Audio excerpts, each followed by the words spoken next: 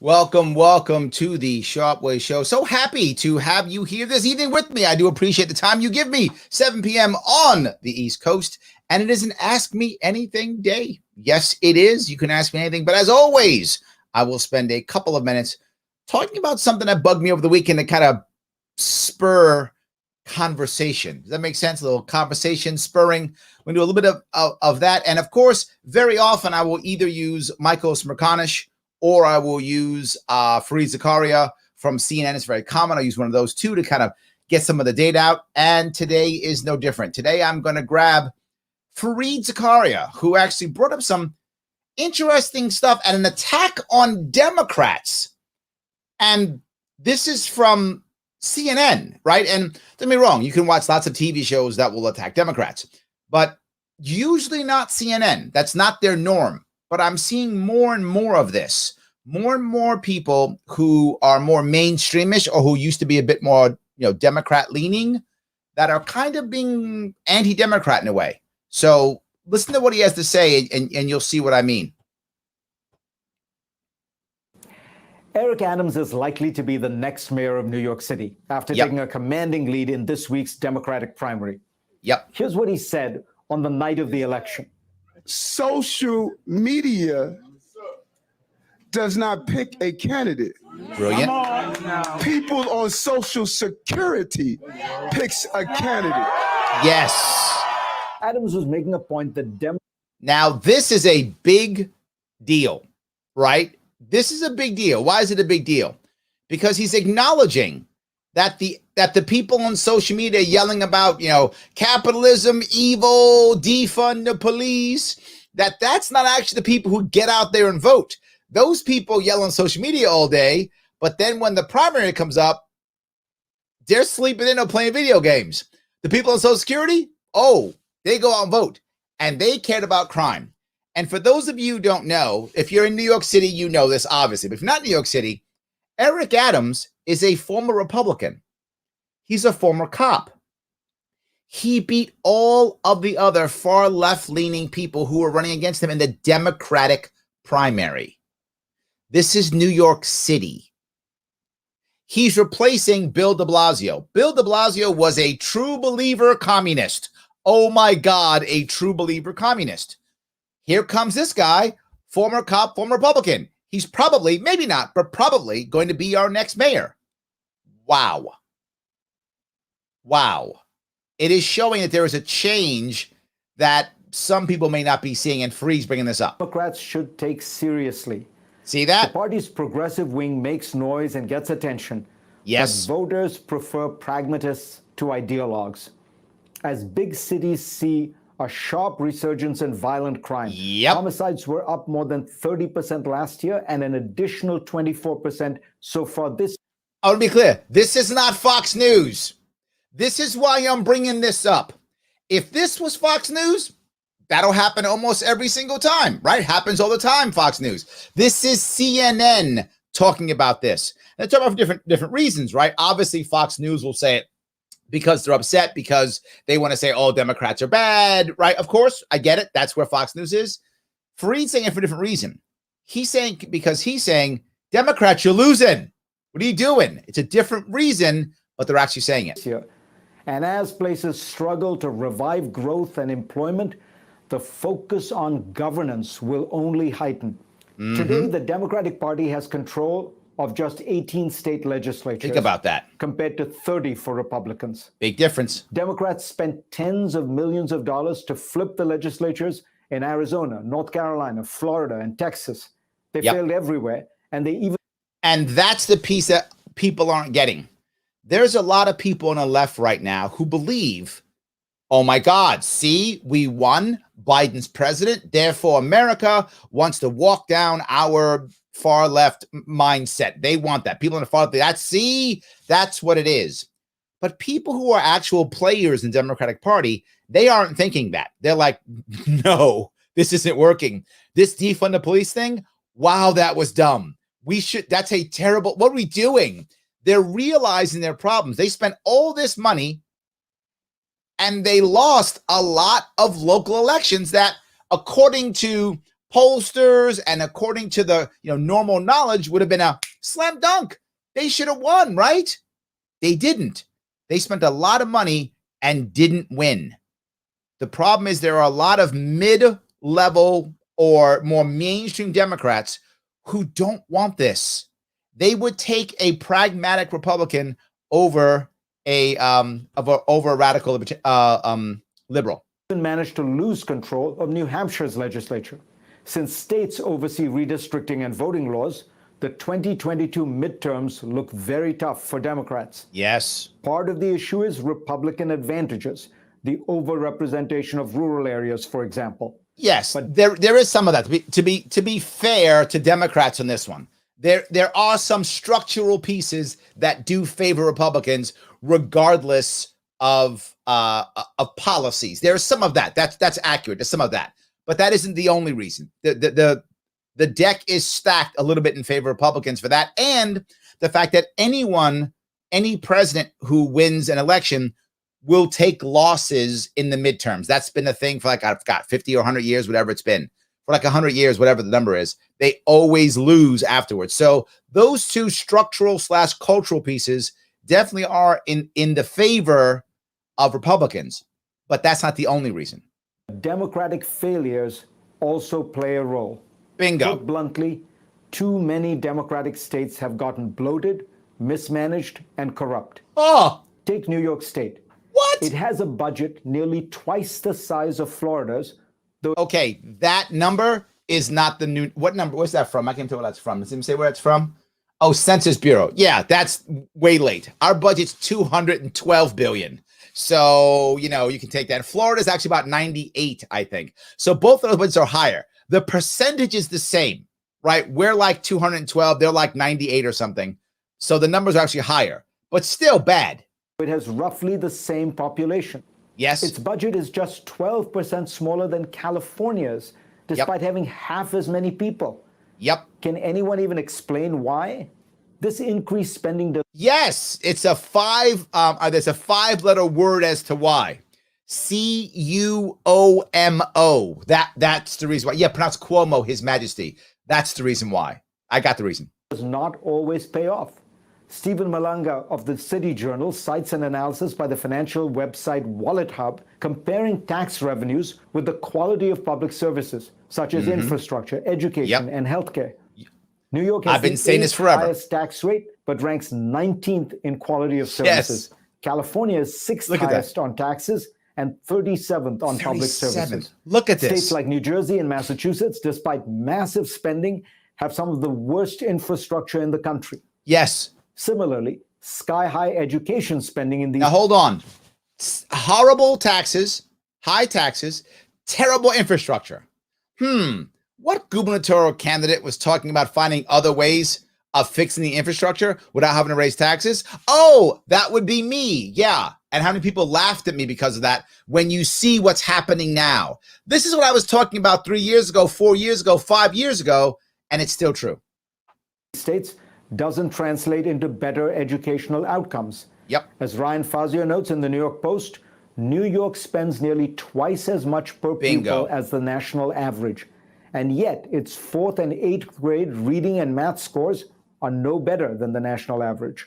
When you look at New York State and any way you measure our performance against other states, it is rare that we ever rank in the top 50%.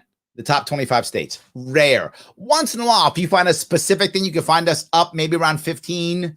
Does happen sometimes with a very specific, point you're looking for. But overall, consistently in the lower 50%.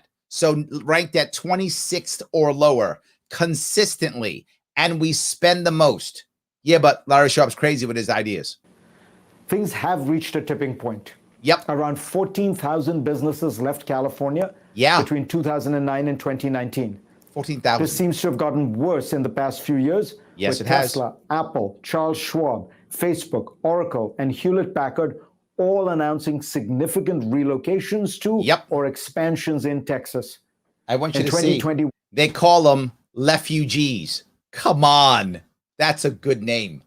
Refugees. So going to steal that. The top-ranked states for running a business, according to Top CEOs, ranked. were Huh. Texas, Texas? Florida, Tennessee, North Carolina, and Indiana. Those top 3 states, those top 3, what do they have in common? What would make those what would they have in common? Those top 3? Oh, right, no income tax. Yeah. And I was the crazy guy in 2018 saying, here's my plan to eliminate the New York State income tax. Remember that plan? Yeah. Maybe if we had done that, by the time 2022 comes around, we might pop ourselves up into that list. Maybe. The worst 5 were California, New York, Illinois, there we go. New Jersey, and Washington. I'm a little upset about this one because usually we're number 1. Usually we beat you, California. So you California watchers, you know what? This time you got us, California, but usually we win. But okay, this one, you're number 1. We're number 2. But we wonder why we can't grow. This is why. The pandemic has opened up horizons for companies that are now thinking more aggressively about relocations, remote workforces, and flexible office locations. I told you the pandemic would screw us. Bodes poorly for blue states. Yep. And it's not just businesses that are leaving blue states. People are as well. For the first time on record, California's population actually decreased last year. Yep. Illinois was one of the few states to see its population shrink over the last decade. Look at that. As the Wall Street Journal observes, it can't be the weather since every other Midwestern state actually gained people over the same period. So everyone around Illinois gained. And you can't tell me the weather's better in North Dakota and Minnesota than it is in Illinois. You can't really tell me that. Meanwhile, Texas and Florida together swelled by more than 6 million people. 6 million. All of this, of course, translates into more political power. Yes, it does. New York, California, Illinois, Pennsylvania, Michigan, West Virginia, and Ohio will all lose congressional seats. Yep. While Texas, Florida, North Carolina, Montana, Colorado, Texas and gains Oregon too. will gain them. These shifts plus redistricting probably mean Democrats could lose the House even if they perform just as well in 2022 as they did in 2020. Yep. Liberals don't like to face squarely the issue of Democratic incompetence. New York, for example, handled the pandemic disastrously. What? Are you saying New York did a bad job? But my governor wrote a book on this. He wrote a book about leadership, made like $5 million on it. That can't be true. What? No way. My governor, His Majesty, King Andrew Cuomo II, I mean, there is, he is our Lord and Savior. Say it ain't so. At the state and city level, as Ryan Cooper has pointed out, New York State's COVID-19 deaths rose faster than any place on the planet at an equivalent point in their outbreaks. Yep. Its death rate per capita is almost 60% higher than Florida's. Yet New York's leaders were feted as heroes. Heroes. In an extensive investigation. Hold on, I got to go back. I'm sorry, guys. Is almost 60% higher Never than Florida's. did I ever think. Yet New York's leaders. Ever that people would show these two pictures like this and then say heroes. Wow. Just wow. And sadly, I get both of these. Most of you get neither. Some of you get one. I get both. I get both of these guys. Wow. Wow. Heroes were feted as heroes. Ooh. In an extensive investigation of Governor Andrew Cuomo and Mayor Bill de Blasio, ProPublica paints a devastating picture of serious mistakes, the overruling of experts, combined with cover-ups and denial. Yep. In other words, many of the same errors for which Donald Trump was rightly excoriated. They hammered Trump on this, right? The Democratic Party wants. So when Trump does it, bad. When they do it, good. Either both are good or both are bad, right? I mean, I'm just being fair, right? Either both are good or both are bad. More government now, for many good causes and reasons. But in order to gain the trust of people, it needs to first face up to its failures and work harder to show that it can effectively manage the governments it is already running. President Biden is doing that at the federal level. At the local level, New York City would be a good place to start. Well, yes, I would agree with that. But here's what I would say instead. He's saying, and I get why he says it, he is a big government guy. So that's where his head is. His head is, well, you got to prove that you can be a good government. And I would say, or you could make less government and allow the private sector and communities to work a little bit harder. I'm going to go with my choice, but I get his choice completely. I hope I didn't drive too much. You guys a little bit too crazy, but I just thought it was a good way to start this thing off. Let me grab a couple of comments if I could. Brian says, Larry, if you ran for another party, do you think your chances for a governor would have been better? You mean when I ran? When I ran, I had several options, right? I could have tried to run the primary against Cuomo as a Democrat. That was something that I could have done. I would have never even got on the ballot. I mean, Cynthia Nixon was wealthy and famous, and she couldn't beat him. And in fact, she got slaughtered. So that couldn't happen. I guess I could have tried to get the working families line in New York State. Maybe I could have. But basically, she had to give that up because Cuomo took that too. He bullied that. So on the left side of the aisle, for me to get the Democrats and working families, virtually impossible. I mean, impossible. The Greens were already with Howie Hawkins. And the Greens in New York State are socialist. I mean, just straight up socialist. So the odds of me getting that would have been even slimmer. My views are nowhere. My views aren't Democrat either, but they're nowhere near really in the idea of socialist. They're just not there. So the odds of me getting that one are pretty slim also. So I guess I could have tried, but I don't see how I could have done it. The Greens didn't do well, and they weren't going to win. So I don't think my chances were any better because the right, Republicans and conservatives, are never going to vote for Greens. So I guess I could have run Republican, but the odds of me winning that one were slim also. And if I ran as a Republican, no one knowing that I was ever a libertarian and ran as a Republican, I would have gotten the same as the Republican guy got, 35%, whatever it is. I would have lost for sure. The Republican can't win in my state, to be clear. In New York State, in a statewide election, I do not mean locally. Republicans often win locally in my state. That locally Republicans can win. But statewide, it is impossible for a Republican to win in my state statewide. Why do I say that? Because a Republican in my state, we are about almost 3-1 now, Democrat to Republican in New York State. So the odds of them winning are slim to none. You've got to be someone who's an outsider. That's the issue. So I think the only chance I had of winning, as slim as it was libertarian, because I was able to get both Democrats and Republicans to vote for me. Clearly nowhere near enough of them, but I think that was my only actual chance of winning. If I run again, and I will be announcing if I'm running again this summer, probably by August, maybe September. If I run again, I would consider running on another line, but I'd have to keep my libertarian line. So I'd consider getting multiple lines. For those of you who don't know, in New York State, we have fusion voting, which only like 6 or 7 states, something like that, have that. You can actually be on multiple lines. So I could be on libertarian line and other lines also. So I would consider running a Republican line. I would consider it as long as I kept my libertarian line. I'm open to it now because people across the state now know me as a libertarian. So this time I would consider it.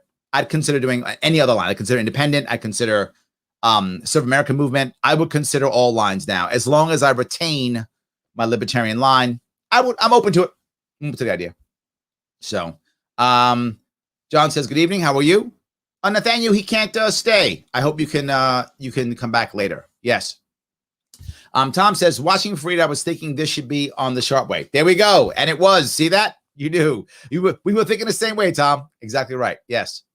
David says, people are tired of super libtards 2000. I wouldn't call them that, but I think your point's well taken. And I see it here in New York too, by the way. What I think is starting to happen in certain areas is a lot of Democrats who are more mainstream are looking for an alternative.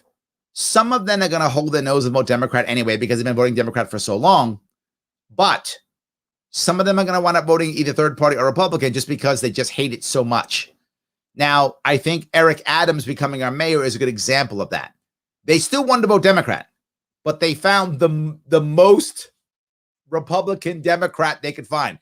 Eric Adams is not a Republican. He is still a Democrat. So please, no one think that he's like a Republican and Democrat close. He's Democrat, but he is the closest in New York City. And again, that is very skewed.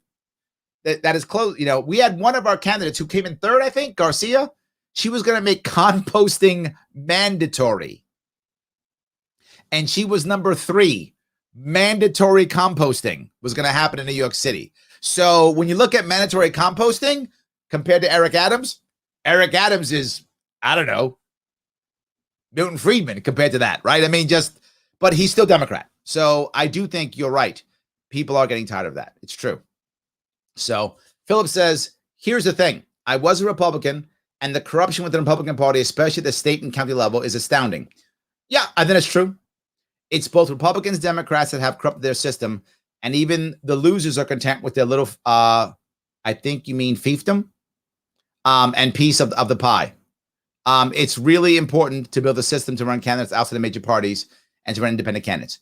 Philip, I cannot agree with you more. You're 100% correct. Yes, you find that, and it's not Republicans, it's not Democrats. You're right. It's both.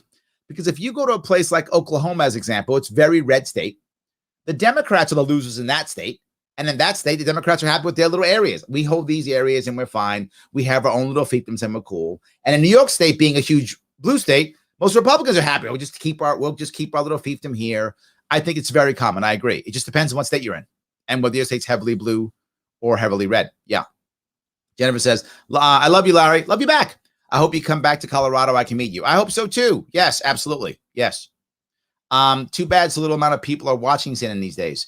CNN is taking a beating in the ratings right now, right? And that's why the collapse of that tower, that condo tower, was it condo apartment building in Florida, is like 24/7. They're like, people are watching for that. That's what they're doing now. So yeah, their politics is garbage. Their late night is just garbage.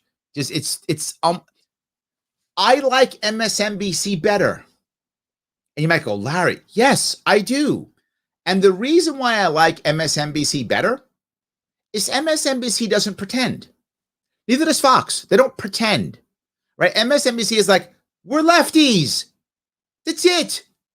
That's who we are. You don't like that? Why are you watching? That's how MSNBC is. You don't like that? Why are you watching? Turn away. Fox is like, we're righties. You don't like that? Why are you watching? That's it. CNN's lefties, but pretends to not be. They're pretentious and they act like they're something that they're not. That's why they're unwatchable. They should either just go full on MSNBC or go back to trying to be some real news.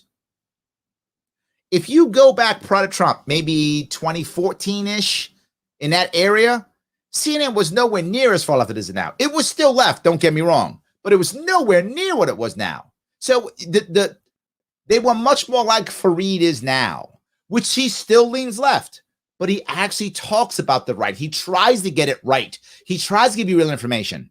So Fareed was much more the norm if you go back to like 2014, which is a better station. Now, oh my God, CNN's unwatchable. Just go full on whenever you're going to go, or go back to what you were doing. So I'd rather watch MSNBC. At least I know what I'm watching. Like I can understand the filter, if that makes any sense, right? I respect the openness, if that makes any sense. I get the filter. I can get it. So yes. Tommy says, my question again and again and again, where is New York's cybersecurity policy? Tommy, come on now. Cybersecurity. It's funny. As if we care about that. So yes, New York has Yang running and no word on cyber. Oh my God, yes. You are so right, Tommy. Why wasn't Yang talking cybersecurity? He's the tech guy. I think you've hit this on the nose. If he had actually talked about cybersecurity with all the things that were happening, he would have done better for sure. He might have won. Because that's security. And New Yorkers right now want security, safety. And Eric Adams was the best example of that. Former cop, guy was talking about working with the cops, fixing stuff, right? And Yang actually got endorsed by the police. They actually endorsed him. So he actually could have done it. If he'd have gone cybersecurity, he might have won. You're right. So Tommy continues, New York is the financial hub. Yes. Where's cybersecurity rank with these guys? Sharpe for Gov. Thank you, my friend. Absolutely. Yes. Absolutely. David says they lost seats in the House. Yes. Democrats got beat up and they thought they were going to sweep it. Remember? Oh, Democrats going to sweep everything. Well, traditionally, you would have thought that, but they went too far. And a lot of people were like, what I think, there are two things that happened, I think. Number one, people often give Trump a lot of credit for turning Black and Hispanic, particularly Black and Hispanic voters, turning them to conservatives and to Republicans? Yes and no. He didn't get liberal Black and Hispanic people to all of a sudden become Republicans. What he did was, for those of you who have this, those of you who have this in your family, you'll understand. There are a lot of people of color who are conservative, completely conservative. In every way you would think they're conservative. But they used to vote Democrat. Some still do, still vote Democrat, because the feeling is the Republicans don't like me. The Republicans hate me. They're against me. And what Trump was able to do was not convert liberals to conservatives, but to have conservatives stop voting Democrat. By the numbers, just the polls, Black and white conservative by percentage, very similar. There's a little bit less Black people who are conservative, but very, very similar. So why do 90-some-odd% vote Democrat? Because the emotion is, oh yeah, you can't vote Republican, they hate us. Well, what Trump was able to do is go, no, I don't hate you. I don't hate you. And they went, oh, you don't hate me. And then the lefts are going so far left, they're like, well, I can't go that far left, and Trump doesn't hate me, and I'm conservative, and I've been voting Democrat for years. I vote Republican. And that's what actually happened. So I think that's one of the reasons why they lost seats, because Democrats counted on all these minority votes, and they assumed it's in the bag. It's in the bag. And it wasn't. That's a big reason why. Not the only reason, David, obviously, but it was a big chunk of the reason. Yes. Andrea says the Democrats went too far off traditional liberal ideals. Correct. Yes. And they've gone so far, they've gone from being liberal to actually being authoritarian. Yes, I agree. Yes. Jimmy says the Republicans just want to keep their corporatism system going. They don't want left progressives or Trump-style Republicans. It's funny you say that. I think the establishment does want that completely. You're right. The establishment doesn't like the AOCs of the world, and the establishment doesn't like Trumps of the world either. It's true. Now, I'm not saying that Trump and AOC are the same. However, in one area, they're completely the same, and that is they are anti-internal establishment.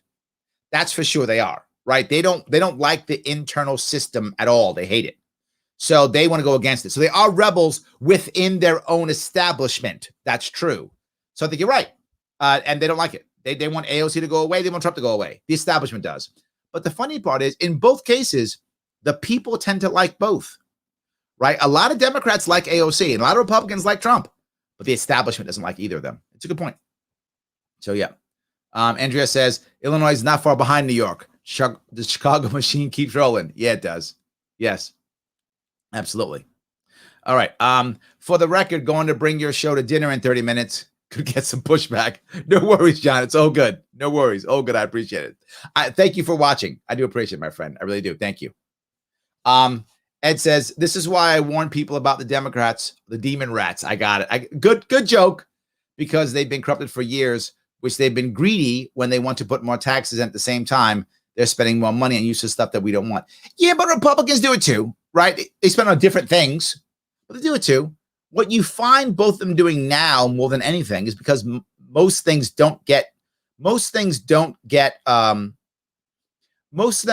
can't get anything actually done to change things. So instead they fight culture wars. It's a common thing to do. Yes. So David says Indiana does have income taxes, but better on business. Yeah, income tax isn't the only thing. I was bringing that up because the top 3 happen to not have income taxes. But yes, that isn't the only thing. There are many things, regulatory issues, localization issues, licensing issues. There's many issues. I was joking because the top 3 don't have income tax. That's why. David, yes, right. Was it Washington or Oregon? You're right. Washington also has no income tax, yes. But it has Seattle, so I guess they balance each other out, maybe. I don't know. But yes, guys, you're correct. I was kind of exaggerating a bit because it fit my narrative, so I did. So yeah. Michael says those are all Republican states that are best for commerce according to CEOs. You in Republican run states? Yeah, I think that's true. Yeah, but they're becoming purple though. Texas is becoming purple, I think it is. Florida is kind of purplish sometimes, depends on where you go. So yeah, but yeah, I think you're right. They're run by Republicans, that's for sure. Sure. Laura says, we're working hard to keep our #1 spot in New York. Yeah, but we're right behind you, man. We are trying. Like we are, this is a fight. You're not getting this easy. You're not getting this easy. We are trying to be absolutely the worst possible. Yes. Tom says, yep, my state, we're number 3 in screw-ups and refugees. Yeah, we all got to get with the game, right? We'll fight each other to see who can be the worst. So terrible. Oh, my God. So terrible. Yeah. Laura says, these states have a really big problem. They're reaching maximum taxation because as you raise taxes, more people flee, and your tax revenues actually drop. And Laura, the point I was bringing up when I was running for office was this. And I said, I couldn't get rid of the income tax immediately. That would be impossible to get rid of it because in New York State at the time, it's probably more now, I don't know. But the budget was about $190 billion when I was running. It's like 212 now. And about 50 billion of that came out of, came from income tax, state income tax, $50 billion. Impossible to just get rid of it overnight without massive problems and issues and concerns, just horrible. So I had to work my way out of it. One of the plans was to get rid of the pension bomb and to negotiate the pensions out. Second was to do Medicaid, Medicare to make that, because that's another big chunk, about $50 billion out of New York State budget. And again, that was back then. It may be different now, but back then. And then eventually with that, just talking about it, more businesses would come in, right? Also changing licensing to credentialing and legalizing cannabis to create new industries within New York State.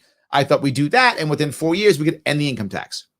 Because when I spoke about that, business owners who would come to my events would go, maybe I shouldn't leave. Like they were thinking, maybe I should wait and see how Larry does before I pack up and leave. People literally were like, let me see if Larry does well in this election or not before I leave. Because people don't want to leave New York. They have to, right? Because it's just, you can't live here anymore. So yes, you're right. And the problem is our budget keeps going up, but our population keeps going down. More taxes. It's just math. If the people go down and the budget goes up, higher taxes. That's regular, everyday math, Lars. You're right. And people aren't seeing it. It's really bad. So yes, I'm just keep doing this if I can. Let's see here. Christine says, God bless Texas. Hey, Christine. That's good. Yes. Very good. All right. Ross says, I know you love New York, but you would be happy here in Tennessee. We love our veterans. The Libertarian Party will get a great boost. I got to tell you, Ross, I was years ago, before I ran the first time for governor, considering moving. And I was thinking about moving, believe it or not, to North Carolina, Charlotte. Because what I do, I need a big city. But I'm actually considering moving again. I know it's going to be great, but I am considering it. I'm always considering it. Everyone's considering it. And Tennessee was the place I was considering moving. Believe it or not, I was considering moving outside of Chattanooga. Yes, I was considering that. Maybe outside of Memphis, considering it. My head is there. I'm already thinking about Tennessee. I know some people who move there, who are happy there. I'm actually considering, I'm thinking about it. It's in my head. I don't know if I'll do it. I mean, I was talking about North Carolina 5 years ago. I never moved because I do love New York. I don't want to leave, but there's a point where I feel like, man, I just got to go. And so Tennessee is on my list. Not North Carolina anymore. Sorry, North Carolina people. It's not my list. Tennessee is now in my head. Chattanooga is close to Atlanta, big hub. So I am considering it, Ross. That is in my head. So it's not lost on me. The Ebster says, Larry, you are governor in my heart. Thank you. I appreciate that. Pete, you have not chimed in a while. $28 trillion national debt. 28 337 301 366 441 and 99 cents. Yes, absolutely is. Yes. So, excuse me, I got a frog in my throat. We've got Whitmer here, not in great shape. Yeah, I know, not awesome. She's pretty bad too, absolutely. But I think I got you beat. But yeah, I'm with you. Yes. Dustin says, so do you think it is conservatives leaving or moderate Dems? Will they bring their bad voting / policy choices with them? This is a very good point, Justin. And I think that the country may make another shift. I don't know this. I don't have any data on this. It's just a gut feeling only. So take it for whatever value you want to take it for. One of the biggest reasons why the country has shifted left, and there are many, but one of the biggest ones is urbanization, particularly since 2008. 2008, there's been almost no recovery except in the cities. So people rush to cities to have opportunity. Lots of people I know, oh, my daughter moved to the city. My husband moved to the city. My father moved to the city. My wife moved to the city. I hear all the time, they move to the city so they can have opportunities. About 80% of all new jobs since 2009 have come out of 20 U.S. cities. So when that happens, you tend to pick up the politics of where you go. So moving into cities, people become more left. It is normal. That's what happens. But with the COVID lockdowns, lots of people have left the city and they aren't going back. There are many reasons why people aren't going back to work. One of them is that they're like, I'm not going back into the office. No, something like 4 million people last month quit their job. Why do so many people quit their job? You can guess why. People started saying, come back into the office. They're like, I'm not coming back to the office. I quit. A lot, not all of that, obviously, but a lot of that was that. So they want to stay where they are. The odds are, as people move back into those areas, there's an opportunity here for a renaissance in rural and suburban areas because wealthy people and others, but wealthy people also are coming out to those areas now. They have money. They require services. They have money to pay for services. So I think many of them will be able to come in and enjoy. I think as a general rule, they will pick up more conservative lifestyle, more conservative, ideas. Now, the pushback I get is, you don't get it. People from California are going to Texas and turning Texas blue. Yes, but where are they going? They're moving into cities. The people who are leaving California, the people who are blue from California, and are moving into Austin and other large cities that are also blue. Well, yeah, blue to blue. But when you're moving outside of the city, that's far more red. I think things will change. So will the people who move out into the suburbs or rural areas become Republicans if they're Democrats? Probably not. Probably not. But will they vote Republican here or there or create more moderate or right-leaning Democrats? I think yes. That's what I think will happen. You'll have some of those who will stay Democrats because they're loyal to their party, they've been there for so long, but I think they'll vote Republican. Also, I think you'll find more Democrats who will be more right-leaning, more moderate Democrats. I think you'll find more of those, right? I think an example of that was it Tennessee's? Yeah, Tennessee's Harold Ford Jr. He was Democrat, but he was a very right-leaning Democrat. So I think you'll find more people like him. I hope that answers your question. So Dustin says so much for Yang's huge lead, and that exactly was Eric Adams' piece. Yang's lead was on social media. That's where it was. And he said it. Social media doesn't pick the mayor. People on Social Security pick the mayor because those people vote. If social media was number one, I would have been, I'm the governor. I was killing on social media. I mean, social media was important. Absolutely. I couldn't have gotten as well as I did or gotten as far as I did without it. But it clearly wasn't enough. It matters. It's just not enough. You also have to get the people who just want to show up and vote. Absolutely. Yes. All right. Let's see here. Eric is more blue dog Democrat. That's an accurate statement. He's more that way. I agree. He's not a left-leaning Democrat. He's more of a right-leaning Democrat. He's still a Democrat. Don't get me wrong. Still Democrat, but he's a right-leaning Democrat. That's true. Yes. David says, I don't think Al D'Amato couldn't get elected in New York today. I doubt Daniel Patrick Moynihan could get elected in New York today, and Moynihan was Democrat. Yeah, you might be right. I know, but Moynihan had a machine behind him, and machines matter, right? Because they manufacture things. Maybe. That's a tough one. David. Maybe. But Moynihan had a machine. And Cuomo has a machine. He runs the machine. Maybe. So, Adrian says, Washington State under Inslee has blown up the state despite itself. It resembles the failures of California, New York, and Illinois. The future is fiscal discipline, small business voter base, and less corruption. Yes. Extremist BLM is abhorrent. Abuse of unemployment insurance, support of higher taxes with union worship, with business hatred. This is, you bring up a lot of points, Adrian. I want to cover a couple of those. I think Inslee believed, I don't know him, but I'm telling you my feeling again. Take it for whatever you think is worth. I think Inslee is similar to my mayor, not my governor. My governor doesn't care. He's just a selfish guy who would just do whatever the hell he wants. He doesn't really care. But my mayor, while he's completely incompetent and terrible, he is a true believer. He believes that what he's doing is right. He's a true believer. I think Inslee's a true believer. That's what I believe. That's my gut.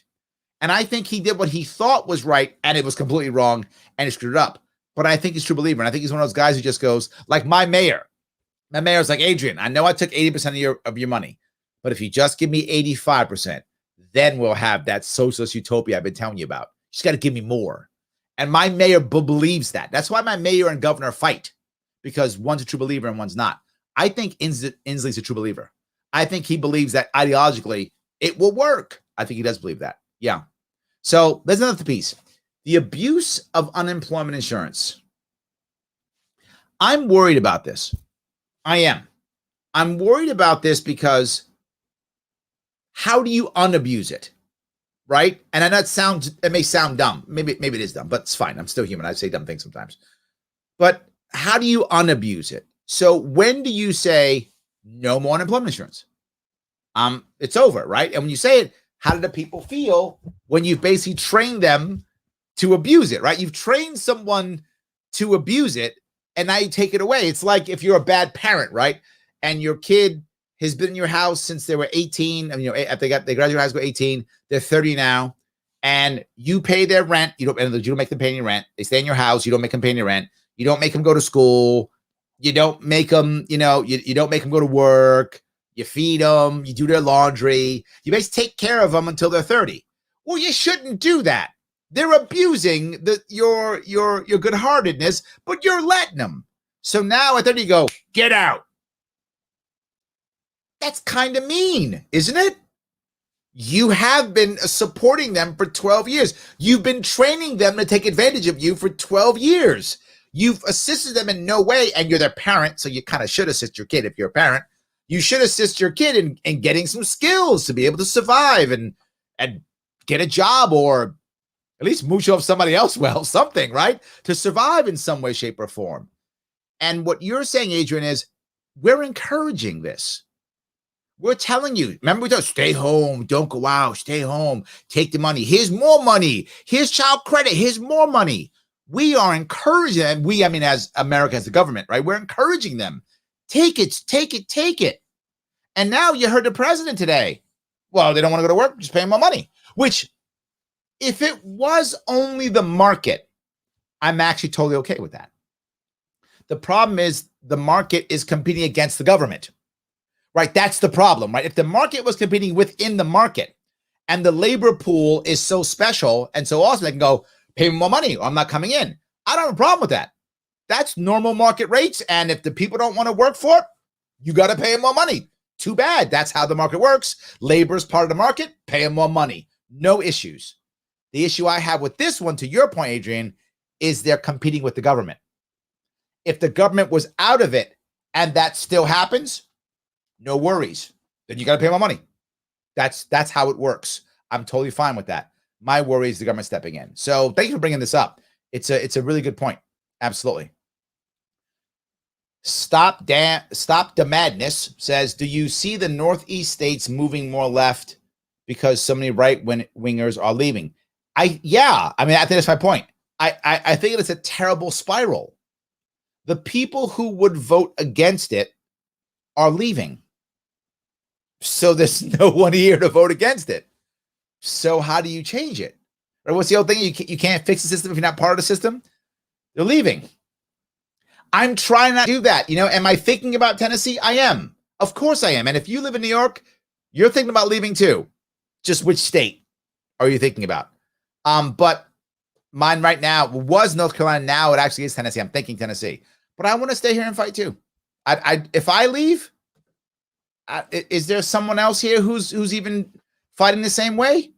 Maybe. I don't know. So anyway. Kenneth says, might be heading up your way for work soon. Anything on the island?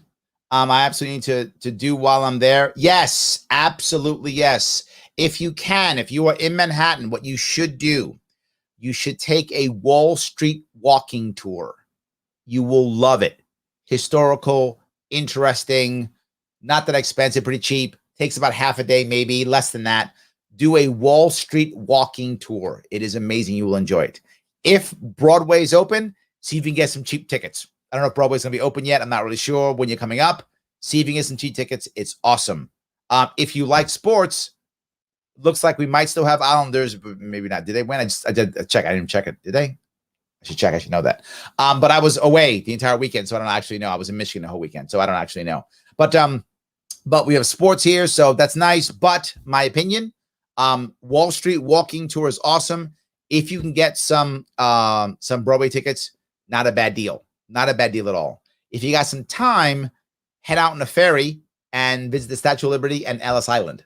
Those are two things to visit also, which are great here in New York. So I like those if you want to go to any of those. They're all interesting. So hope that helps. Larry, do you think New York disbarring Rudy Giuliani is political retribution for him investigating Hunter and challenging the election? No. I think it is retribution, but not for that. I think it's retribution for his heresy. Rudy is a lawyer, and lawyers are all priests of the religion of law. They all are, right? And I think Rudy Giuliani showed himself as a heretic against that religion. He fought the system, and that's what he's punished for. He's punished for fighting the system. That's what I think. He made the system look bad. He's fighting the system. They punished him. That's what I think. I think it was punishment for fighting the system. So, yes. David says, prior to Fox, CNN, and CNN Headline News reported the news. Oh, prior to Fox, CNN, and CNN Headline News reported the news. Nowadays, all news networks have become 1970s movie network. Oh, yeah. Well, when I was young, we had talk radio. We still do now. But I remember it was talk radio. It was, WABC 770 talk radio or something like WOR talk radio. So you got some news, but it was mostly people giving their opinions about the news. It was news analysis and things like that. Rush Limbaugh was on talk radio, right? All that stuff. So now TV news to me was news.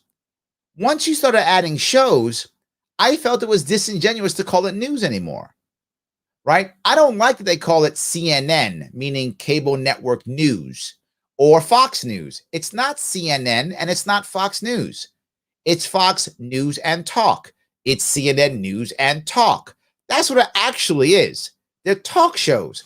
I'm not against them. They should have them. People get to have opinions. Please have opinions. But it's not news, right? Headline news used to actually be news. Even that's like TV shows now. So I don't know why they call it headline news. It's like TV shows about murder and stuff. So I guess the title doesn't matter anymore. But I thought that if it was called news, it was supposed to just be news. It isn't. It's news and talk. They should say that. It's talk. Right? When Rachel Maddow has her show, while Sean Hannity has their show, they're not telling you the news. They're giving you their opinion on the news, which is fine if you like Rachel Maddow or Sean Hannity. Please enjoy. But it's not news. It's their opinion on the news, and it should be that. So thank you for that, David. I agree completely. Yes. So Keith says center-leaning conservatives and liberals have a lot in common with libertarians. It's the extreme right and left that are steering things and have all the attention for some crazy reason. Because they're more exciting.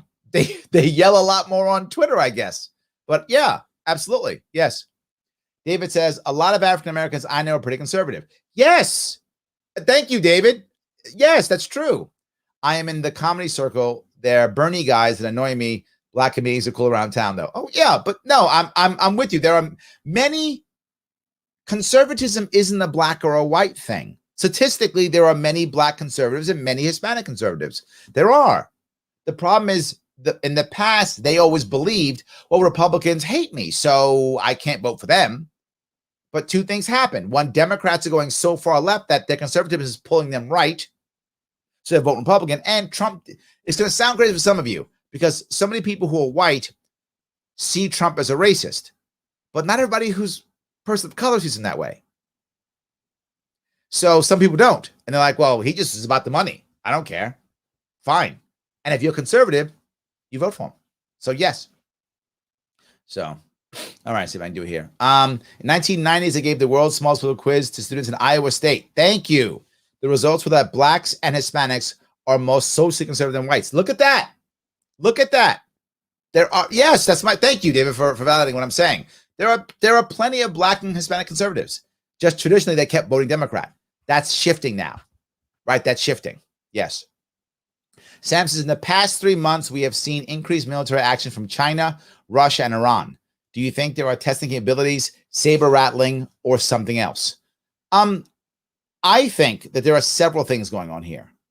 I think China is trying to act like they could take Taiwan. That's what I think. I'm not sure they can. And I think they're trying to do that. And I think it's saber rattling. I do not believe that China wants a full-scale invasion of Taiwan. I think what China actually wants, and this is not going to be an easy task at all, but I think what China actually wants is for Taiwan to accept some type of role as a part of the People's Republic of China. That's what they want. I think they're going to try to negotiate something like Hong Kong or something like I don't know, 100-year deal or something like that. That's what I think they actually want. Now, again, no proof of that. Take that for whatever value you want, whatever I'm crazy, whatever. But I think that's what China actually wants. I do not think they want an actual invasion. An invasion of Taiwan will be bloody. There are 25, 30 million Taiwanese. They have a military.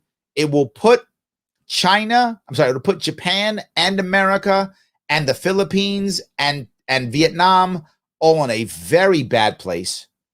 And they're going to make some bad decisions, or no matter what decision is bad. They either have to abandon Taiwan, or they have to fight with Taiwan, or they have to sanction China or be sanctioned by China.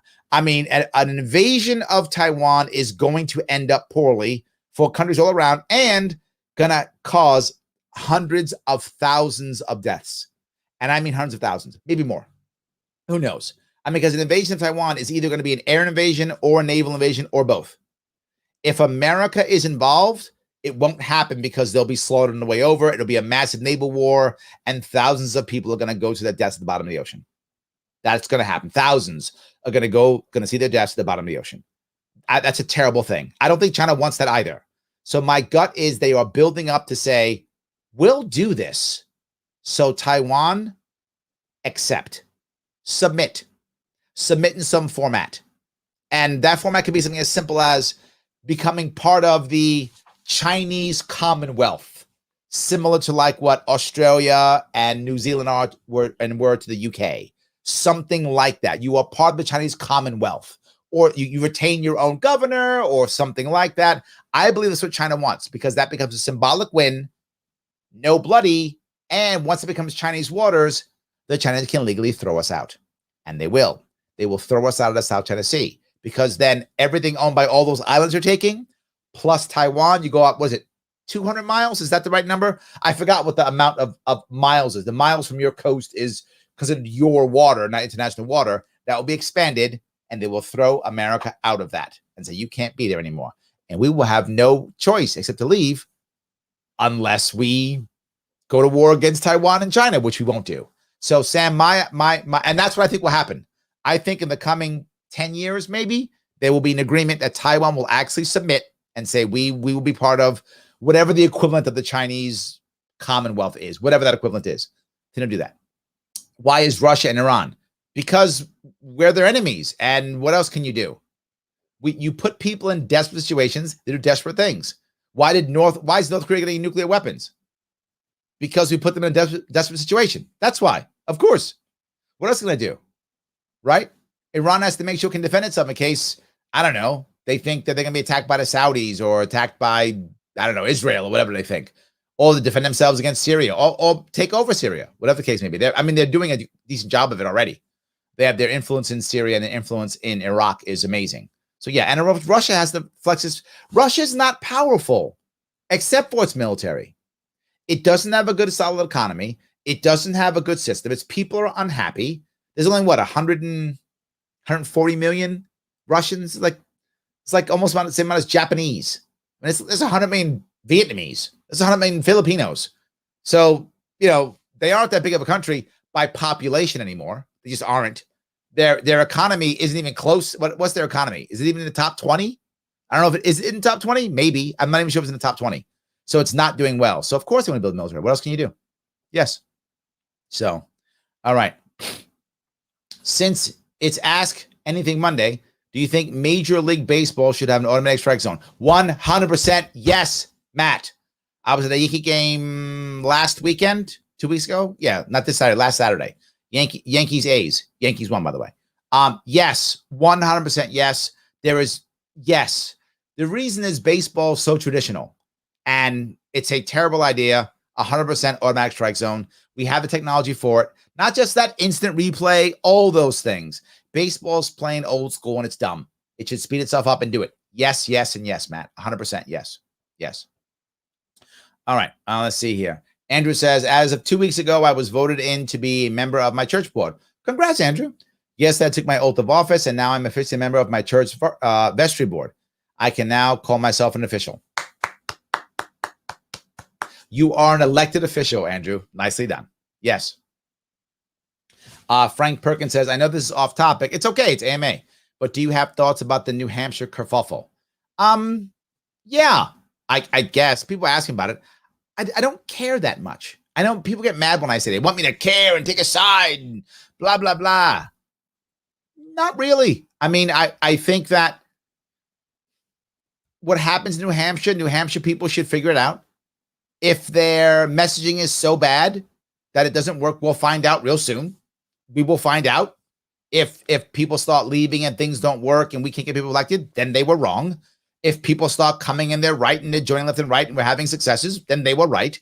I think we'll figure it out relatively soon, within a year. I think for sure, maybe two, but probably within a year, we'll figure out if they're right or if they're wrong. Their local issues were bad, but they're local issues. They'll deal with it their way. That's what I kind of think. I know the LP lost his leadership. I don't like that. I wish we would have kept our leadership, but we didn't. Sucks, but it's not going to end the world. The reality of it is, it doesn't change whether I'll run for office or not. It doesn't change how New York State runs. It doesn't change the fact that I'm going to have another Democrat mayor again. That doesn't change that. So I'm not that concerned. I think it'll blow over. So I didn't really say much. I know people don't like that. They really want me to have an opinion on it, but it's not that big a deal to me. They'll figure it out. So anyway, yes. Let's see if I can keep going here. Let's see. Dustin says, my first move would be to try and end the state tax on overtime for the working class. Oh, it's an interesting one. End the state tax on overtime for the working class. You know, I actually hadn't thought about a phased removal of the reason why I was worried about a phased removal of an income tax in general was I thought the phases would just get pushed out so far would never happen. I thought that would slow me down too much. I'd rather have a drop dead date, if that makes any sense, Dustin. That's what I was thinking. But, you know, you're making me think. Maybe I should think about a phased plan. If I put my team together, I'll put them together in August, September. If I do that, I will bring this idea up. It's not a bad idea, Dustin. The idea of a phased income tax removal is not necessarily a bad idea. I do have some concerns because in the phases themselves can adjust and shift versus a drop dead date because I want to get it done. But I get your point. It's a valid point. Thank you. Michael says, Chattanooga for sure. They've had fiber optic internet for the region for over a decade. Is that right? Look at that. Oh, my God. Making me want to go there now. I love that. Nice. That's really good. I like that. The OG Box says, howdy from Sweaty Queens. It is sweaty here. Yes, it is. Absolutely. Craig says, what do you think about the G7 commitment to all zero emissions vehicles? Should I be able to buy a gas burner if I want one? What I would like from meetings like the G7 is not a commitment. What I would like is just use the bully pulpit. If you're a leader and you believe that we shouldn't have gas burning vehicles, I'm not against you thinking that. Good for you. Feel that's correct. Then you should use the bully pulpit to convince us to not buy gas powered vehicles. And hopefully you're good and you move us and we decide, you know what? This guy is right. I shouldn't buy a gas powered vehicle. I think the bully pulpit matters. And I think we should be doing that. I want you, Craig, to not buy a gas car because you realize, oh, I don't really want a gas car. I'd rather have an electric car. I think it's a much better way of doing it. It's long term. You don't get rebellion. So I'd much rather do it that way. And I'm not even talking about it, shaking their fists and going, we should. Guys, look at this. Or even I would go as far, and some people wouldn't even like this, but I would go as far. If you're concerned that this is the big deal, right? The problem that I have with all of the issues with global warming is the vast majority of them are only symbolic and make our life harder, like banning straws and such, right? Now, banning straws, I know for many people feels good. We've banned plastic straws. See, we're doing something. We haven't done anything. It's nothing. There's still terrible plastic in the ocean. Everything's still bad, right? And then we put masks. That's all in the garbage. I mean, it did nothing. Banning plastic bags just makes our life harder and doesn't do anything. But if you wanted to have something like, here's an X prize for the, I don't know, coolest electric vehicle or something, I'd even be okay with that, even though I know many pure libertarians would be angry even at that. But I would do that at least. Something that will make real product, like this impossible meat.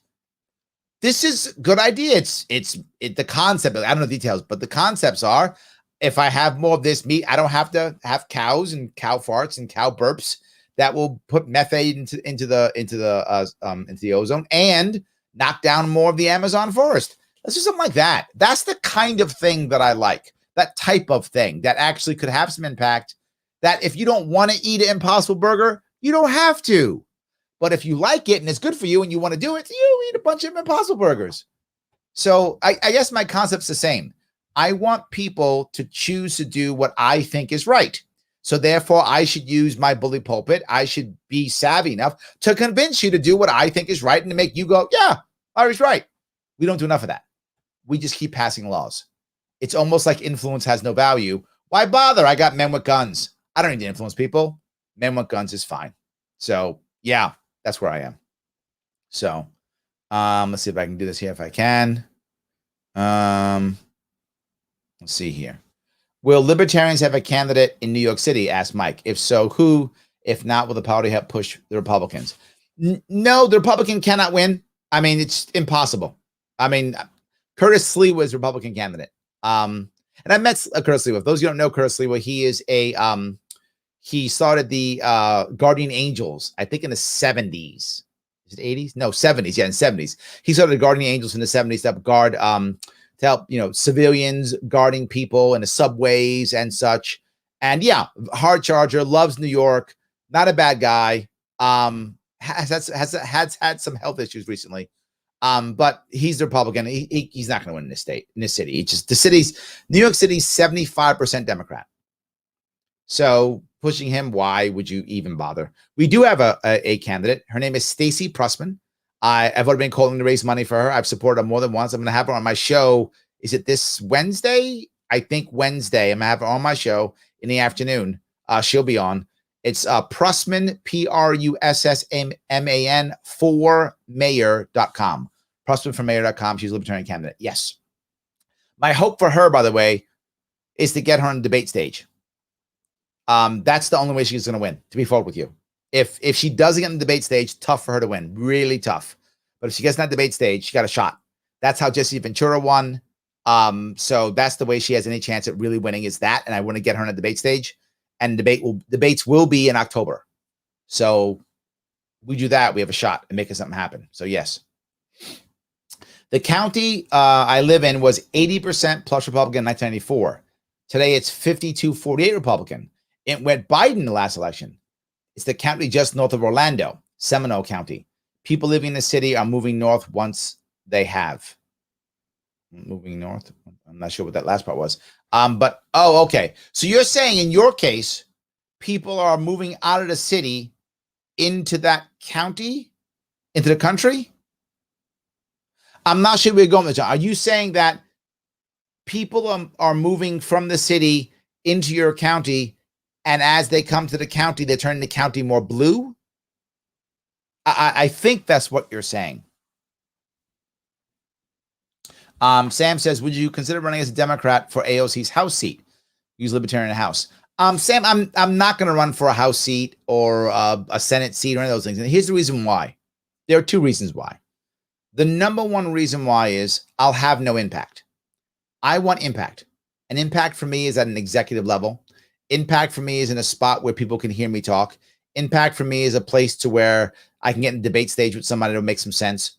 That's impact for me. That's number one. But number two, I don't want to run unless I can provide impact. If I announce, just so you guys know, if I run, I'll be announcing in August or September. If I announce, I'm going to be bugging all of you for money and for time and for you to be online and be sharing my stuff. I'm going to be bugging you for all that stuff all the time. Why? Because I need it to make impact. I don't feel comfortable doing that. Bugging you, Sam, and saying, Sam, give me money. Larry, just I know, give me some more, right? Come on out. Do this for me. Come on, share this, share that. I don't feel comfortable doing that unless I'm providing you some value, right? I bug you guys for money now, but not much because I'm giving you some value and I hope you enjoy it. I'm asking you to share and like because it's fine. But when I run for office, I'm bugging you all the time for it. And I want you to be out there doing the sine waves, all that stuff. Well, if I'm doing that, then I got to be able to provide you with value so that you look back a year later and go, that guy Larry busted his ass for me. Okay, I'm glad I gave him $100 or whatever I gave him. Hope he gave me more than that, right? But whatever. But I want you to be like, I'm glad I gave this guy my cash. I'm glad I was out there sign waving for this guy. I'm glad I was sharing his stuff everywhere. This guy busted his ass for me. Totally worth it. I'm glad I did it. If I don't feel like I can do that, I can't do that. And I think governor is the best shot for me to do that, to where it's worth it, where you can look back and go, yeah. I think most people, and maybe I'm wrong, but people who've talked to me, most people who supported me in 2018 are happy they did. They're like, yeah, they're happy they did. They see me still working. They see me still doing it, and they're happy they did. Speaking of that, I am working, and I'm going to ask for money now. Thank you for that one. Please, guys, help me out. Like, comment, and share. It does matter. Like and comment and share. It is important. The more you do it, the more people see me. I don't get canceled, all that kind of good stuff. And, of course, my sponsors, the Advocates for Self-Government, theadvocates.org, the world's smallest political quiz. Please, you see that link there? Click that link. Take that quiz. When you're done taking that quiz, share it. Click the link. Take the quiz. It's about maybe 2 minutes, probably less, a minute. Take the quiz, share it, let people know you took it, and guess what happens? My sponsors are happy, and they keep sponsoring me. So please do that. Why does that matter? You click that Linktree link, and what do you see? All those goodies you see. All those other things that I'm doing, my TikTok, my Sharpe clips, all those things. People do that. They put those clips together. They put up those memes. These are people on my team who I have to pay them to do this work. It's a lot of work to do. My sponsors help to make that happen. So if you want that to happen, take that test. Keep my sponsors happy so they'll keep sponsoring so we can keep doing stuff. Absolutely, it's important. By the way, my book is coming out. Next month it's coming out. So that's also there. Check out my book there also if you want to. And of course, if you can, you support me. Head over to patreon.com/Sharpeway. Throw me some bucks every month. If you like what I'm doing, if it makes sense, if you think it's good and valuable, then do it. $10 a month is great. $100 when you make those big dollars. Throw me $100 a month because you got tons of money. If you don't, $10 a month is fine. All good. Whatever you can spare is going to help tremendously. And of course, I always ask you, join my stuff, join my YouTube, join all those things. So yes. Adrian says, thanks for commenting. Good discussion, sir. Thank you. I tried that. Absolutely. Yes. Josh says, how do we have faith in voting and even filing taxes when unemployment is so corrupted and wasted overseas? Yeah.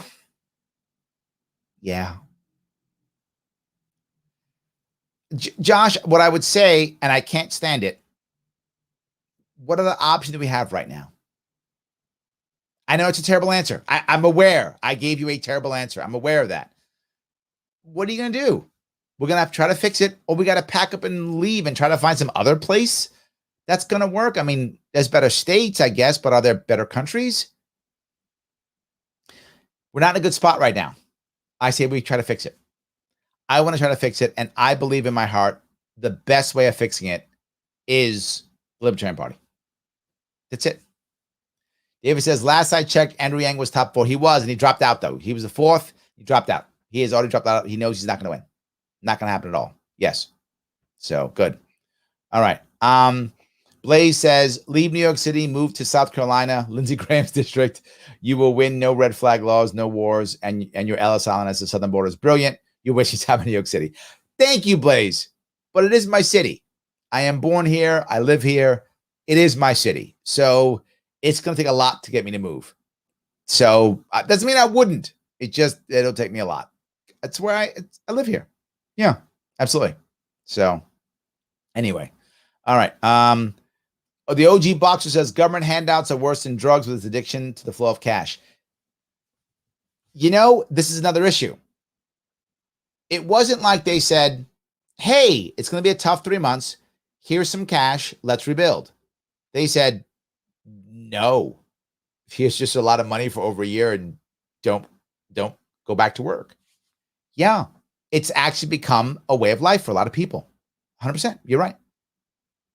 Frank says, I've heard that there are a lot of folks that now would prefer to work from home.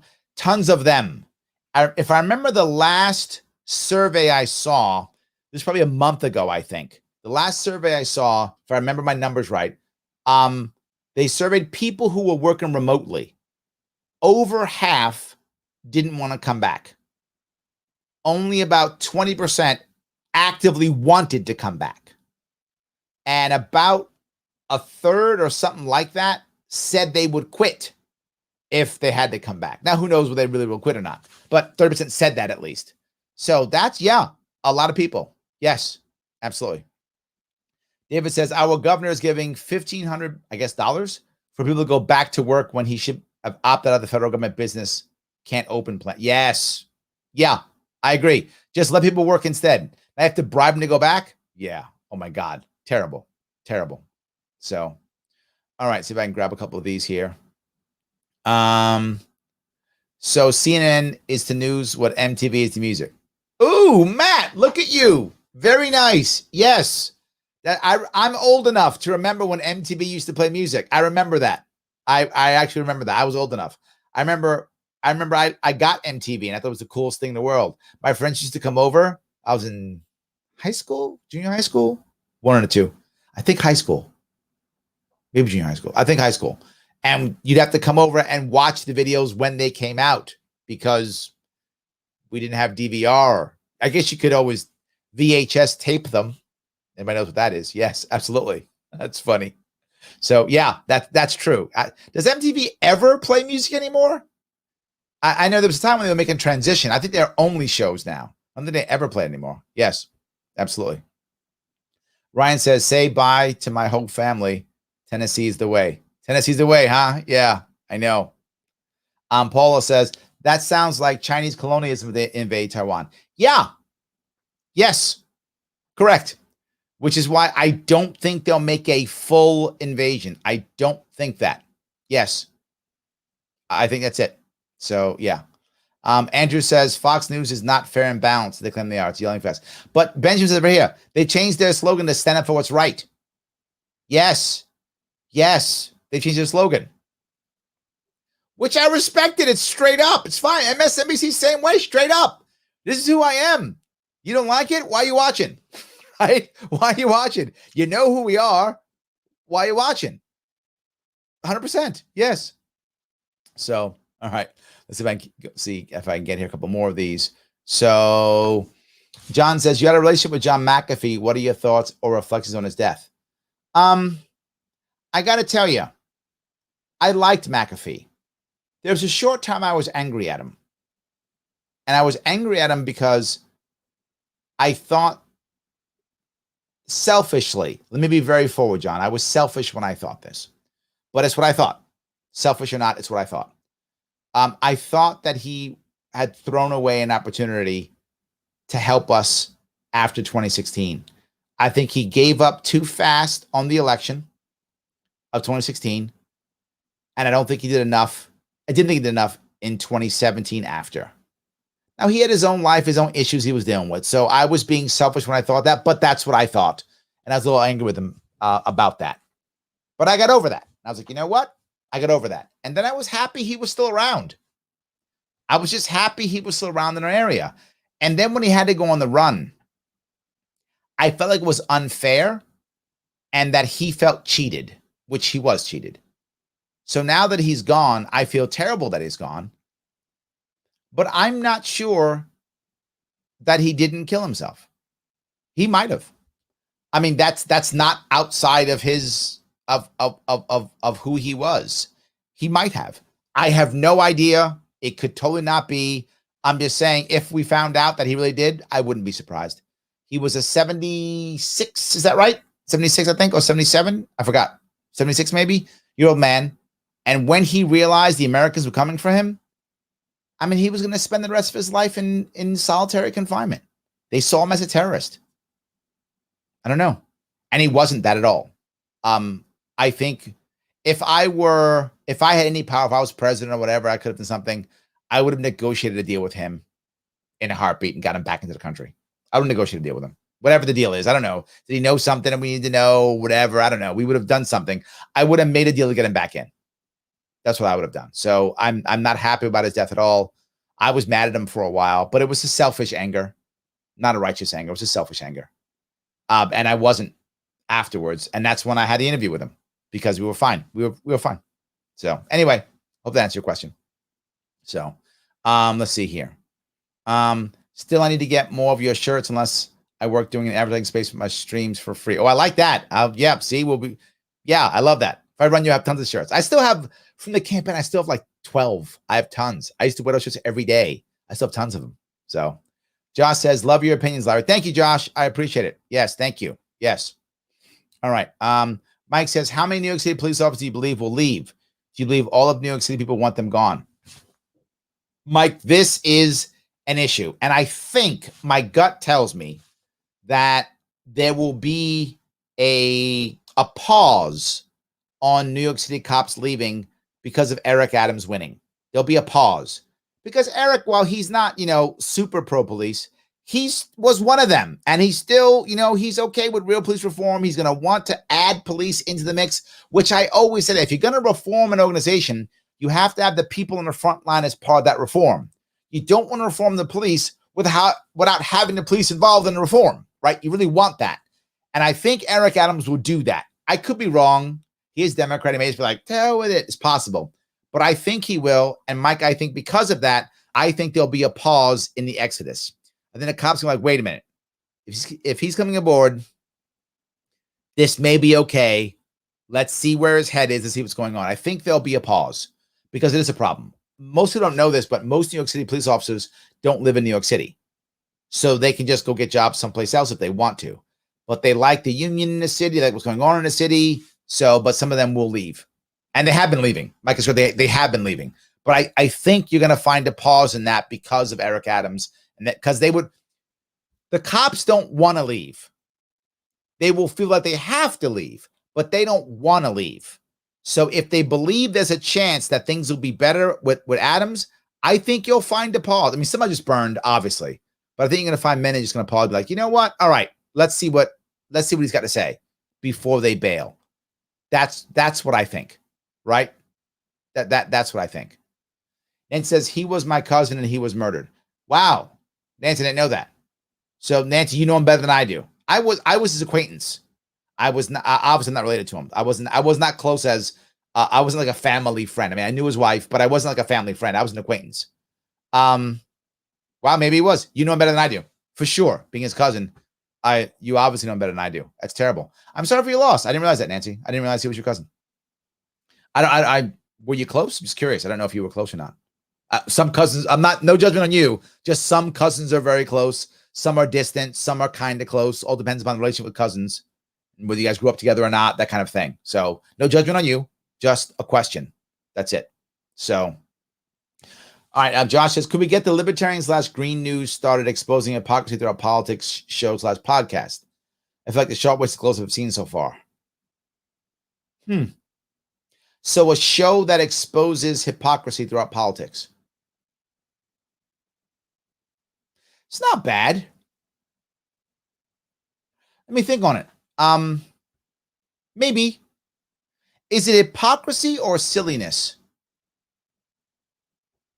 Or wrongness? The immorality?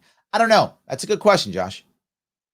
I was trying to not pigeonhole. You could do that, I guess, but pigeonhole myself into something so specific. But maybe I could add a show like that or grab someone else and do a show together like that once a week or something like that.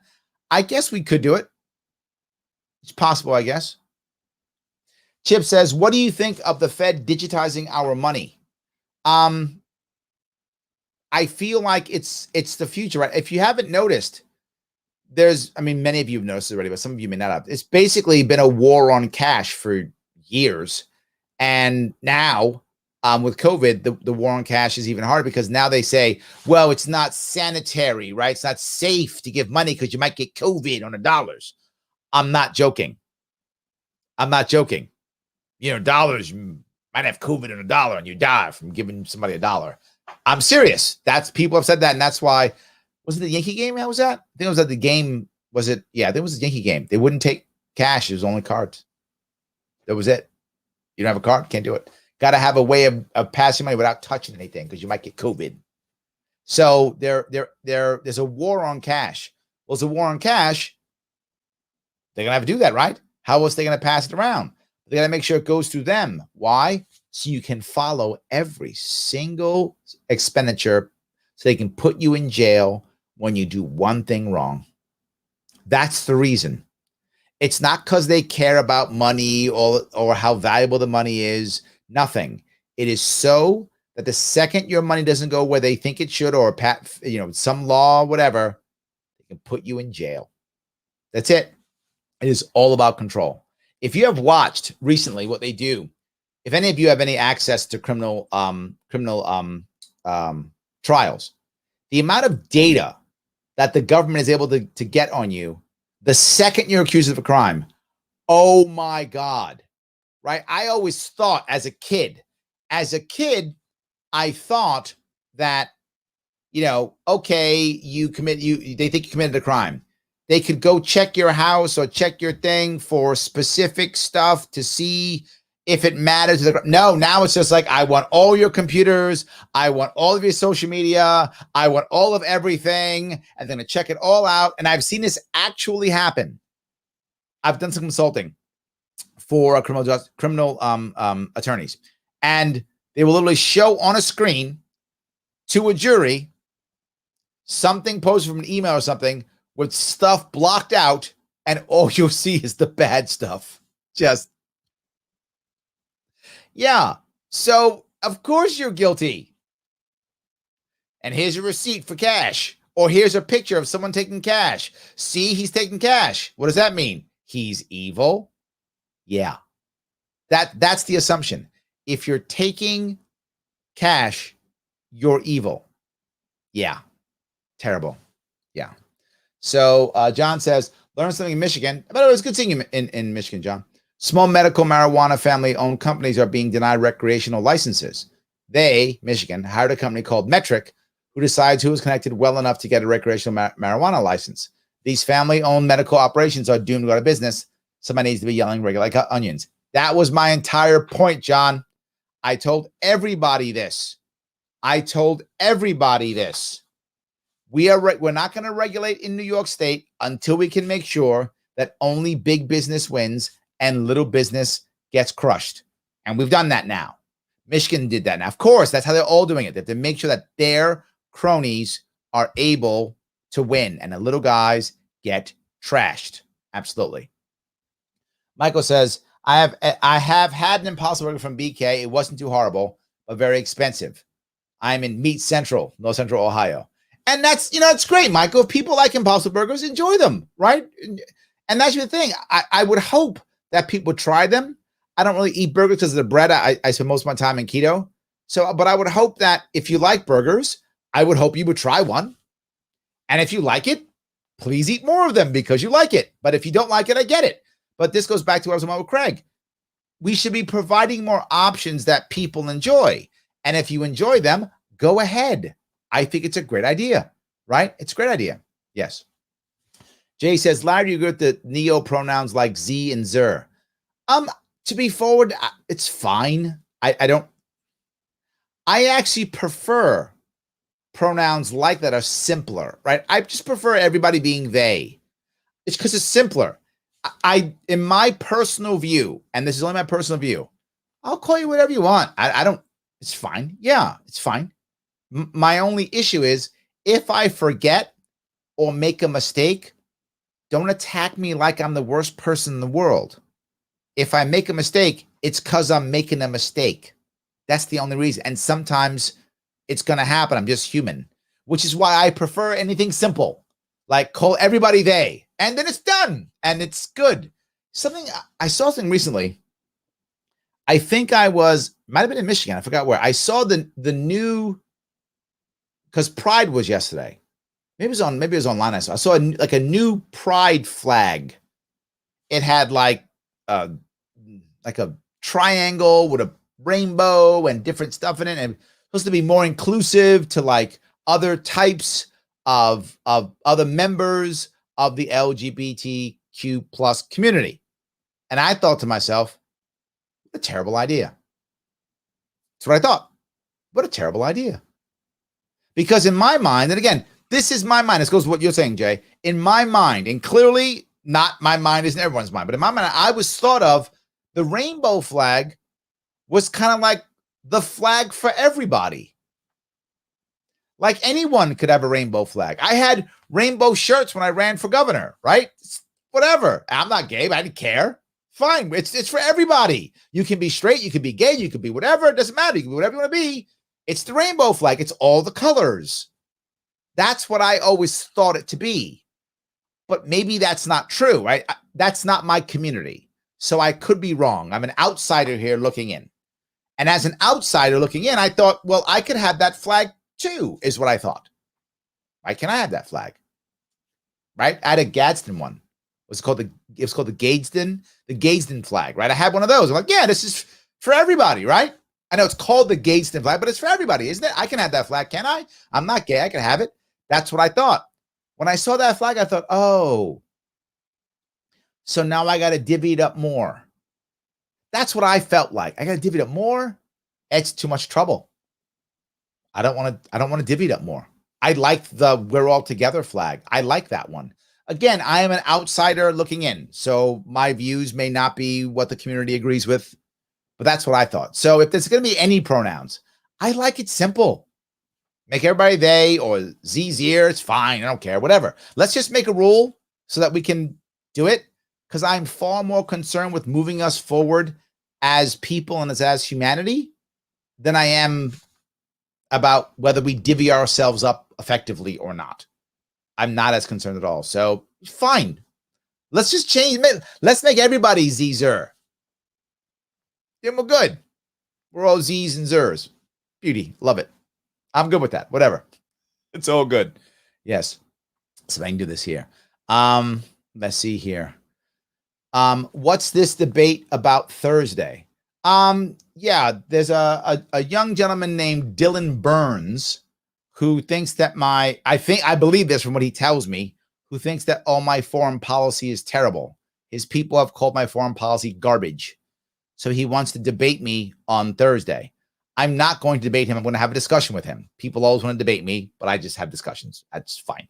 So we're going to talk on Thursday at 7. The show will be 7 p.m. here, and it will be Dylan Burns and myself, and he's going to beat me up on foreign policy, I believe.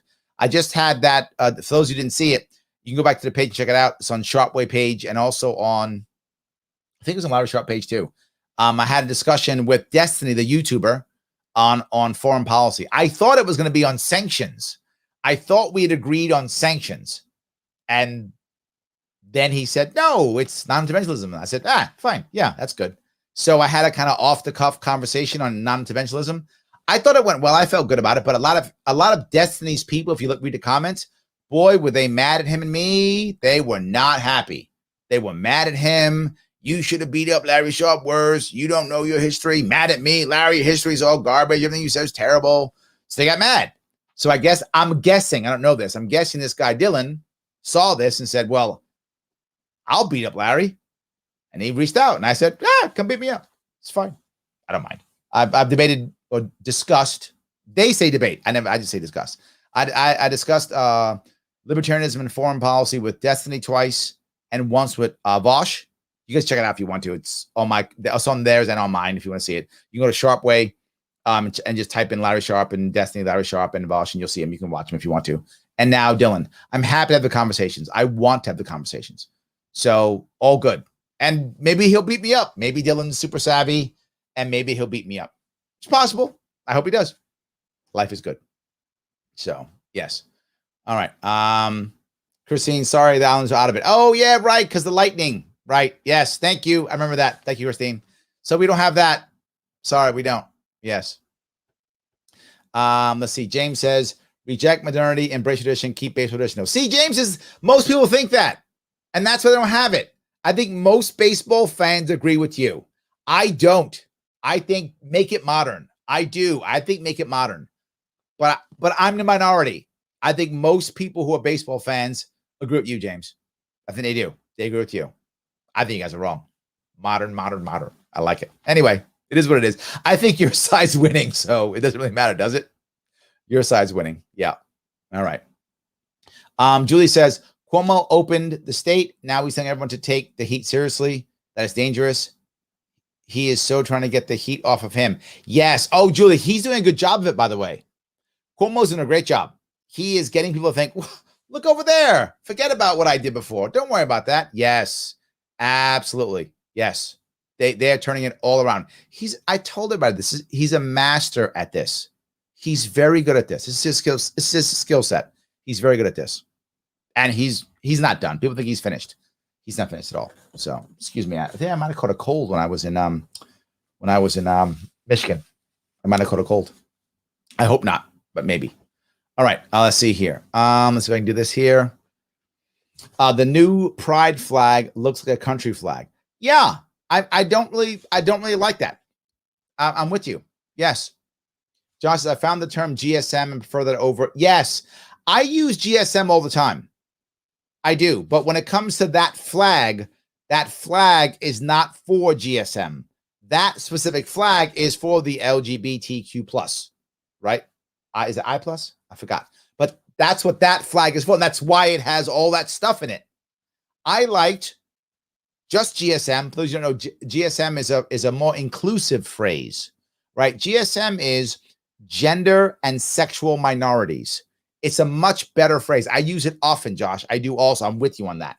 The LGBTQI divvies everybody up. It's actually non-inclusive. And it breaks everybody up. GSM brings it all together. I prefer GSM, and I usually use it. I only use it this time because of this specific flag. And the GSM flag is usually the rainbow flag, which means we're all together. I'm with you, Josh. 100%. I'm with you. Yes. All right. Let's see if I can keep doing this. It's common that most Karen/soccer moms are more left-leaning if you know how they act because they worry about their children and others demanding authority and control on everyone's lives. So you think Karens and soccer moms are more left-leaning? Maybe. I'm not sure.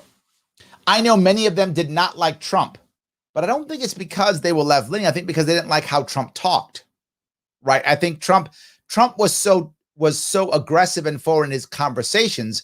I think it made people like that not like him. I think that's it. That's what I think. But I could be wrong. So Mike says, you were on the Glenn Beck show. That's true. Twice, actually. Do you believe his network is a new leading network, knowing he's libertarian and has many different libertarian shows in his network? Glenn Beck is not libertarian. He leans libertarian, but he's conservative. He's conservative who leans libertarian. He's not a libertarian who leans conservative. He's conservative first and leans libertarian. Yeah, I would. I mean, many libertarians lean left or lean right. He's a conservative who leans liberty. That's where he is. But he does have a couple libertarian shows on his network. It's true. The Blaze is very popular when it comes to online. He does radio. He does TV. He does it all. So, and his studio. I was in his studio in Texas. It is amazing. There's a lot of cool stuff in that studio. It's amazing there. So I think he could. It will. The problem that he's going to have, and many people are going to have, is how do you grow and retain a brand, right? Does he just become the Blaze has a conservative channel and a libertarian channel and a liberal channel and a communist channel? Like, does he go that far? Or does he go, no, it's conservatives that lean libertarian. That's the channel, right? Does he become that? I don't know where he goes. That makes any sense. I don't know where he goes. So I don't know how far he can go. I don't know. I'm sure he's having or had conversations on this 1,000 times already. And I'm sure he's moving in the direction he feels is appropriate. I just think that is a tough place. And I don't know if he picks right, I think he can go well. The advantage to Glenn Beck is he was one of the early adopters. He went from, I remember still listening to him, believe it or not, when he was on was it PAT in Philadelphia? In Philadelphia, when I used to have a business out in the Philly area, he was he was a morning show guy, like a 10 a.m. or something like that. So I remember him back then. It's probably 20 years ago, give or take, in that area. And I think when he didn't make it in CNN, didn't make it on Fox, he said, I'm doing my own thing. And he was one of the first to do it. And I think he really got out ahead of that. So he has the right people, the right names. I think if anyone has a chance of being a decent, real online only, his is going to be really good. The left is doing YouTube more than anything else.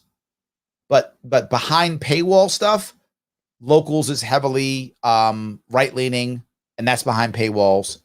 Fox News is behind a paywall. Fox Nation, I'm sorry, is behind a paywall. There aren't that many left behind a paywall yet. Not being successful, at least. So, maybe. So, all right. Ron says, Biden recently announced making up deficits by giving the IRS more people to catch people cheating. No, that's a terrible idea. You could just make it simpler so less people cheat. That would also work. If you make the rules easier, cheaper. Yeah, cheaper. Rick says, amen on GSM. Yes, I believe. Yes. Amen on GSM. 100%. Yes, absolutely. We're on the same page. Steve says LGBT was fine, but then they added QWERTY and it got too confusing. Yeah, I know they kept adding stuff. Stop adding stuff. Just, it was good. Stop adding stuff. Yes, absolutely. Josh says, I do appreciate Glenn Beck.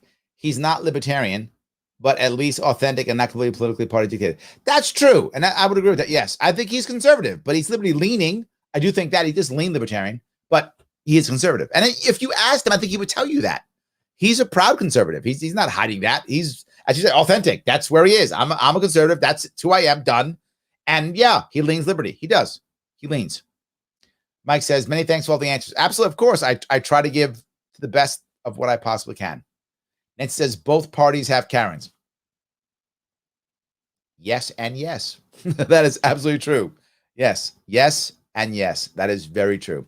Guys, I'm going to ask you if I could one more time. Like, comment, and share. I know I've been bugging you about it, but the more we like, the more we comment, the more we share, the more people see what we're doing. It does matter. If you've got some cash, sponsor the show if you like it. If you like what I'm doing, I'm going to keep doing it. I will. Absolutely.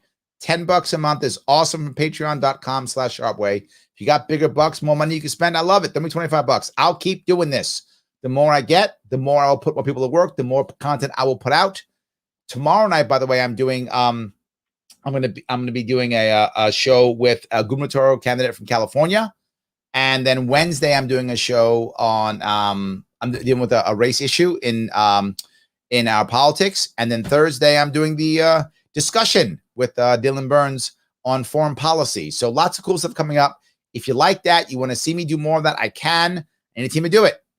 Like, comment, and share. Sponsor, and of course, take the world's smallest political quiz. Please take it. Click that specific link so they know it came from me. That's why I want you to click that link. They know it comes from me. Do that. Click that link. Take that test, and then share it. That's important. And always like, comment, and share. Always. Absolutely. Yes. So, yes. All right. Let's see here. We like it and we sponsor it. Thank you, Paula. Absolutely. Yes, we like it very much. Is it WildStar? No, it is not WildStar. I like WildStar. I do. I had him on my show a while ago. Year ago, 2 years ago? I forgot when I had him on my show a while ago. Yes, absolutely. Oh, he's in crypto yet. I've been asking my team about it. We haven't set up crypto yet. We have not.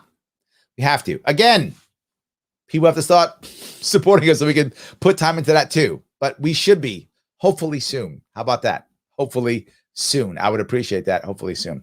All right, guys. Tomorrow, Going to have a gubernatorial candidate on Wednesday. Going to be doing a bit of a racial issue, which I think you guys will enjoy. Thursday, foreign policy with Dylan Burns. I will see you all very soon. Thank you so much for watching.